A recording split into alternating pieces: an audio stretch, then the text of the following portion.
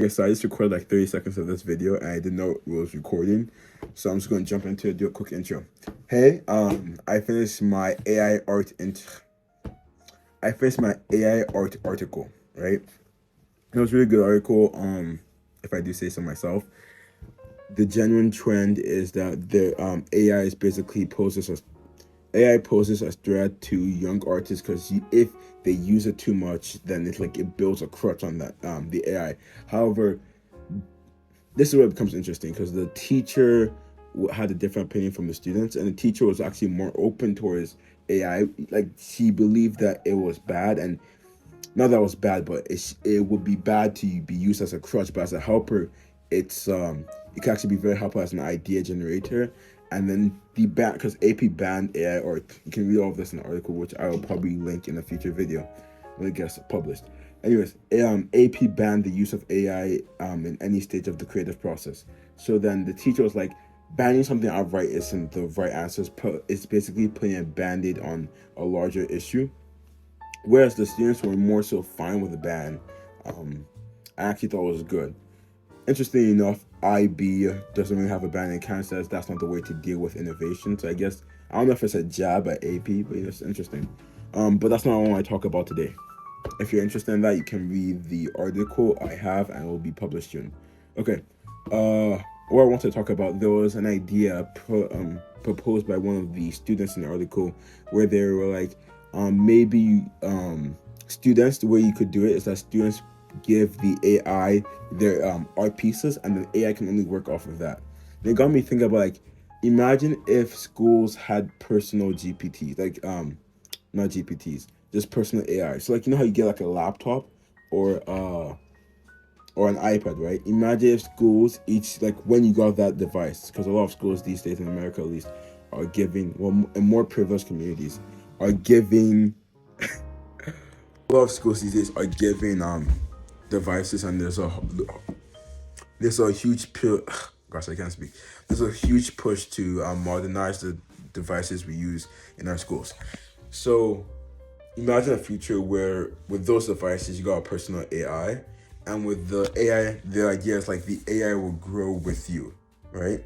So it'll be limited on what it could do, but then the more like advanced classes you take, it'll do more stuff, and maybe the more knowledge you put into it, it would be smarter. So I'm gonna go two routes with this. One in the fictional realm, one in more so reality. I feel like it would be a cool thing, like an AI power system. Like a power system is basically how, gosh, a power system is basically how the systems of power. So let's say you have a magic system. How does the magic work in your universe? So a power system is basically that. How do people's individual abilities work, and how does it interact with everyone else's? What's the tiers of power and the power dynamics, things like that. So imagine an anime where the power systems will actually do how strong your AI was. I think that'll be interesting. So it's like maybe it's in a school environment like Classroom of Elite, and then you have students working to build their own AIs and make them better than everyone else's. And you have like the kid who starts really bad with it, maybe a glitched AI, but maybe that's like his power thing. And the AI is glitched, so it has like some boost that can access other data from previous students or something like that. Okay, more so on the reality route. I think it'll be interesting having, because the whole problem with AI and integrating it into schools is that it basically does all the work for the student. So same thing with art is that it builds a crutch, and there's no problem, as Miss Irby, the art teacher, said. There's no problem using AI as part of the creative process, but the problem and the fear is that students will use it as the creative process. Same thing with just any field of knowledge, right? So in math, AI can help you with your calculations, but like it shouldn't be doing all the work for you, because then that means you don't know the actual stuff, right? So then I'm thinking, what if, and I'm gonna give the caveat, not the caveat, but like the flaw in the whole idea. But what if you gave like students AIs with these devices they had, right? And then the AIs were limited in what they could do. However, they did like research really quickly, so a student wouldn't have to do a bunch of stuff to find the answer. Or maybe they provided, maybe it's like in a textbook, right? You have AIs in textbooks, and like they can paraphrase stuff for students, so the students can ask a specific thing about like, so in the War of 1912, right? 1812? I forgot. There's one of these wars that's just called the War of this year. And it's the War of 1812. What did General this do, right? And then the AI basically explains it. So I think that'll be interesting. The caveat though, right? And not the caveat. The flaw with this idea, it becomes when it comes out when, like, if you want to have an AI for math classes, right? And it's limited, what students will do is just find external AIs to help them with the actual math work. However, I do agree with the IB with this one, as an IB student, I guess, that banning is not the solution to innovation. It's more so you have to find a way to adapt it into your system.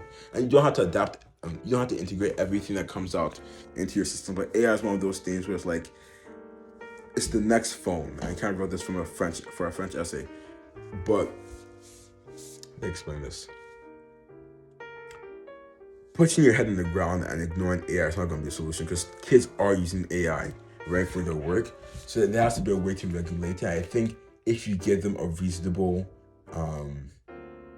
amount to use AI, or maybe a better way to use it while integrating into their workflow, but not making it their workflow, then that's the proper way. And that's really what that's what some people are trying to figure out, myself included. Like, there's times when I can use AI to just simply do my work, but I don't, because I'm actually not going to learn, even if I'm stressed. So I try not to use AI to do it.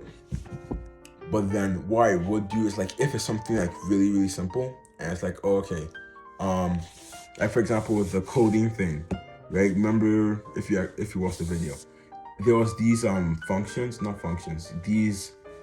these conditionals that it had to do like 3 times, right, for 3 different ones. So what I did, I wrote it once and just told the AI to copy this and retweak it for the next one.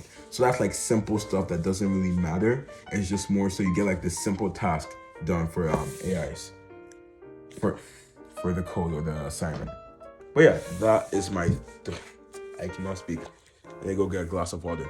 But those are my thoughts. I really thought it was cool, because back to my writing video, that's why I like writing a lot, because it's kind of like a brain fart. Not a brain fart, but and this goes back to Miss Irby, the APR teacher, a really good teacher. I haven't had it, but based on the interview, really good teacher.